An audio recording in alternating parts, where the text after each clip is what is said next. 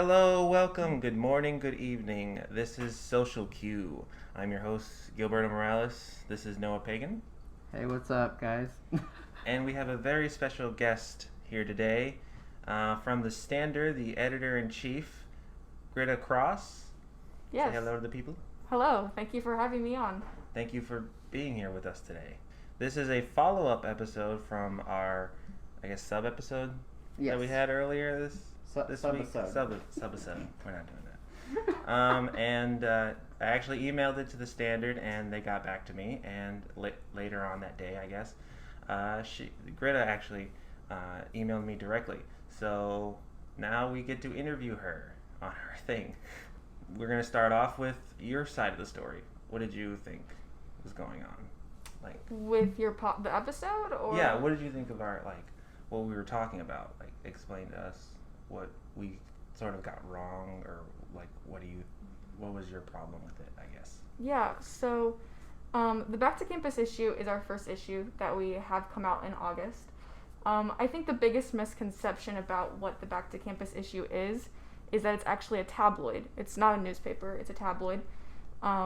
It's meant for freshmen coming in. It's supposed to be informative about what's on campus, what's in Springfield. It's aimed for freshmen, like what you should know when you come to college. We start making the content for Back to Campus in April.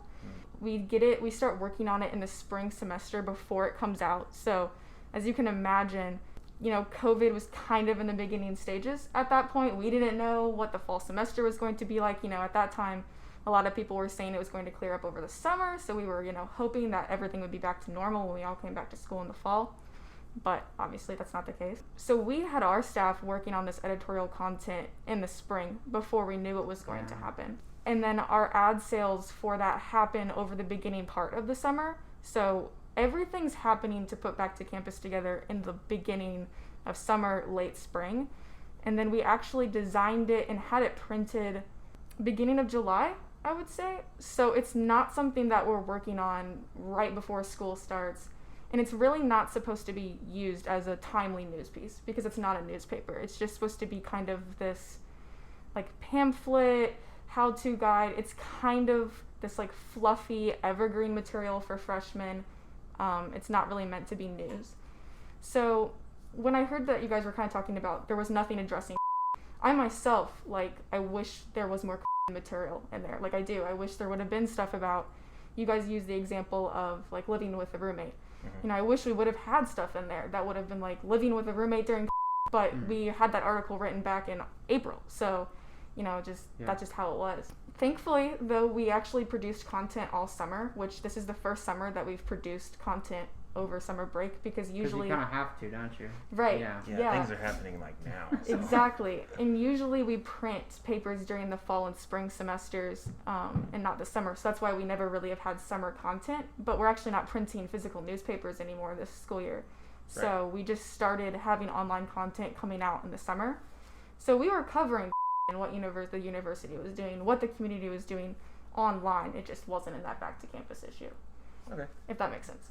Well, that clears up a lot. Yeah, Thank you for that. In fairness, this is why I kind of wanted to do this, is because no one would know that unless if you were on our staff. I mean, no one knows we start working on that way back in April, so it's not, you guys didn't know that, so. Yeah. All right, so who has final say in, the printing stuff?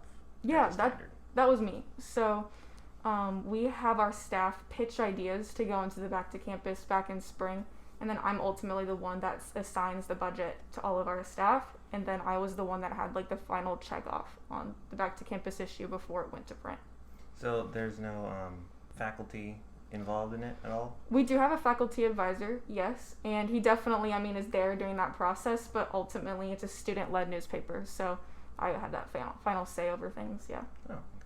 Yeah, I guess the biggest thing that we're pretty obviously skeptical about a lot of different things, and the thing that was interesting, and the thing that I guess the reason why we did that is it's coming out during this time with Missouri State kind of fumbling with the COVID response, and a lot of people being upset about that. So I'm glad you cleared that up, because it's that's part of the reason why we made the video, because we're well, this paired with this kind of seemed kind of odd to look at, you know. So yeah, it didn't feel like the best timing for like you guys. I mean, I feel kind of bad for you. Yeah, I feel bad for y'all because like you're kind of associated with it, and so you're gonna get called out on it along with the university itself. Yeah. Right. So are there any upcoming stories about like COVID and like dealing with that sort of stuff, and like, you know, I guess dealing with the pandemic and stuff? Right, yeah, we've had content coming out about COVID all summer. Since the pandemic started, we've been covering it. We'll have COVID stuff coming out this week as usual. I'm trying to think about stories that recent, like today, might have came out. We have a story about like how and where to get tested on campus that's coming out soon. Yes, we have stuff coming out, but we've also had stuff coming out all summer, which you can find on our website and our social media. So, you have a budget? Like we have like an assignment budget, so every week we assign like stories to a reporter. That's what that means. Okay. Yeah. But can they just come in with a story if they want, or is it like they have to be specifically told what kind of story they can cover? Yeah. So our staff pitches stories every week. So all of our reporters have a beat assignment. So for example, we have a reporter that's a like a campus clubs and activities beat reporter. So she works within that kind of beat, reporting on that kind of material and content. So she pitches things within that beat, and then she's assigned by the appropriate news or life section editor on staff to whatever she wants to write. So usually our staff writes about what they pitch, but. Oh, all right. So why was the August edition even handed out? If you guys, even if like it was printed out already. So the Back to Campus? Yeah, the Back to Campus one. Right. That's just something we do every year. I mean, this is how we make a lot of our ad revenue for the beginning of the year, especially because we're getting rid of printed newspapers. We are now relying on these tabloids to financially stay afloat. It's just we had it designed, we had it made. You know, it was going to come out regardless. You know, and yes, while maybe there was some stuff that could have had COVID intertwined kind of in the content of the story. I mean, ultimately, all that stuff is still relevant to students. You know, they just kind of have to be aware of what's going on. And we're also still covering that kind of stuff at the same time. So they have to read this, but then they also, with a grain of salt, kind of have to realize the situation. And, I mean, realize that we're also covering the stuff that is happening right now, too. Yeah, because I actually did see a COVID thing just the other day. And so the reason why I guess we asked that question is just for the people watching and all that. So yeah, but I did not. That's kind of interesting because we didn't even know that y'all were writing things over the summer, and because it's kind of confusing when you see like the opening paper and then you know there's other stuff going on as well. So yeah. Okay, so how do you think about the university's like handling of COVID and like how it's going on right now? Yeah, so I'm going to preface this by saying this is my personal opinion, that this is not attached to the standard. This is Greta's opinion, not the standard's opinion. I don't personally think the university is handling things right now. I think at the same time, I don't know if any university anywhere is handling anything because no one really knows what to do, but I do think the university has the financial side in mind more. You know, they wanted to bring students back, they wanted to make the money from freshmen coming to live on campus, but ultimately I don't think they really know the next steps either. So yeah, I'm not really sure. It's definitely just a weird time. So well, if I could fist bump you on that, I would. But yeah, we agree with you on that.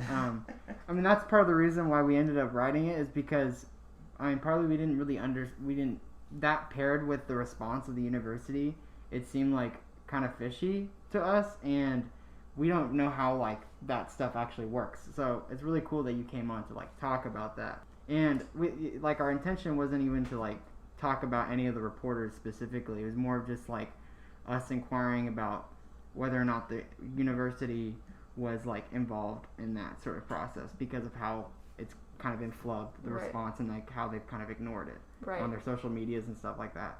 Yeah. So. Because the standard is an independent, you know, from the university. So I think there is some misconception sometimes, especially stuff like this, that we're almost like university communications, but university communications is PR for the university. The Standard is an independent newspaper that just happens to cover things that Missouri State does. Gotcha. So would you be able to like call Missouri State out on some things if like you guys thought it was necessary? Yeah. Yeah. Wow, that's weird to think and about. We have done that. Yeah. I mean, yeah. I mean, we're not PR for the university. You know, we have a good relationship with administration, but I mean, it is our job as journalists to be watchdogs of administration. So I don't read the Standard like often, but I like catch it when I go to the library. You know, like in the past. I don't think that's gonna happen anytime soon. But do you guys worry about like how you like word a story like to make sure it like doesn't appeal to one side of an issue? Do you guys stay pretty much like nonpartisan on many issues? Yeah, I mean that's the point of journalism, is to be objective and unbiased. So yeah, I mean we definitely are an unbiased, objective, ethical publication. So I guess my next question to that would be like the tabloid thing. Is it just the back to school issue that's a tabloid, and then like the rest of them are considered newspapers? So in the past, our tabloids are these kind of like, they're shaped like the square. They don't look like a newspaper. They're more of like a pamphlet, a book. We do have a handful that come out every semester. So for example, we have like this. In the middle of September, we have a money guide coming out. So all that content is going to be related to finances and money and things students need to think about for that. Like in the spring, we have a spring housing guide that comes out. So it's all about housing. So it's these like niche tabloids for students that it's not news. It's just like these evergreen stories that like all students can really relate to. As far as news content, we no longer are printing weekly newspapers. So all of our content will just be online. Oh, all right. Do you know anything about like what's going on with sports in terms of the pandemic? That would be something that my sports editor would probably be better to tell you than me, to be honest. I'm trying to think. I think we have definitely 1, maybe 2 football games scheduled still for the semester. All other fall sports, I think, have been postponed to the spring semester, and winter sports are kind of still where they are, but we're all kind of like just waiting for them to be postponed too. So hang on. So the fall sports are going to be moved to the spring? They're being postponed, yeah. That's a lot of sports in the spring. You are correct. Yes, so we have been thinking about how we're going to cover that. Oh yeah. My God. You're going to need extra staff for that. Right. Yes, you're not wrong. Speaking of your staff, how are you guys dealing with the pandemic? Yeah, I mean, we're dealing. You know, we spent the whole summer working remotely, so everyone was back home, but still reporting about stuff happening in Springfield at Missouri State. Now that we're back, we're still kind of doing the same thing. The only real difference is that we're just not hosting in-person staff meetings. I don't feel comfortable asking my staff to do that, so we have weekly Zoom meetings. But besides that, we're still reporting. I mean, maybe less in-person interviews, but we're all just doing journalism, you know? Yeah, we know how that is, trying to struggle with doing meetings and stuff like that, because we're trying to make a YDSA like another organization on campus, and you can't hardly run meetings nowadays because it's like you don't want to get people sick, you don't want to spread it, but it's like I feel like the clubs have taken like the biggest hit yeah, because like they need that like gathering of people to make more. Yeah, I definitely am disappointed because I came into this position seeing what editor-in-chiefs before me had done, and one of the things is holding in-person staff meetings every week. So yeah, I'm disappointed, but ultimately the safety of my staff is most important. So that's good. That's good. Any other questions? Don't have any other questions, really. All right, you drained us dry, so to speak. Well, I hope I clarified some things up for you guys. You clarified a lot. Thank you so much. Noah, do you have any final words? I don't know. I guess I was just gonna say thank you. I'm glad that you came by because I think it's nice to get things right and get things. We're not afraid to get things wrong. We're not afraid to get things wrong, and yeah, no, you're really cool. Sweet, thanks guys. You too. Also, I want to give a shout out to Kamran, one of our friends, who's a journalist on the Standard too. So I mean. What is he? Cool people. He's a critic? He's a music critic. He's a music critic. I really need to read his stuff. I have not. He'll probably upset me if he hears that. Yeah. He's working on a piece this week, so that's great. You have to keep your eyes out for it. We will. We will definitely check that out. Again, this has been the Social Cue with an interview with Greta Cross, the editor-in-chief of The Standard. I have been your host, Gilberto Morales. You can follow me on Twitter and Instagram at GillingMorals. You can follow Noah on Instagram, NoahPagan12, and on Twitter, NoahPagan12 with a capital N and a capital P. And he changed that.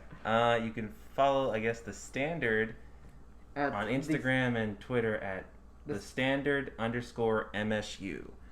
Thank y'all for listening. Social Cue out.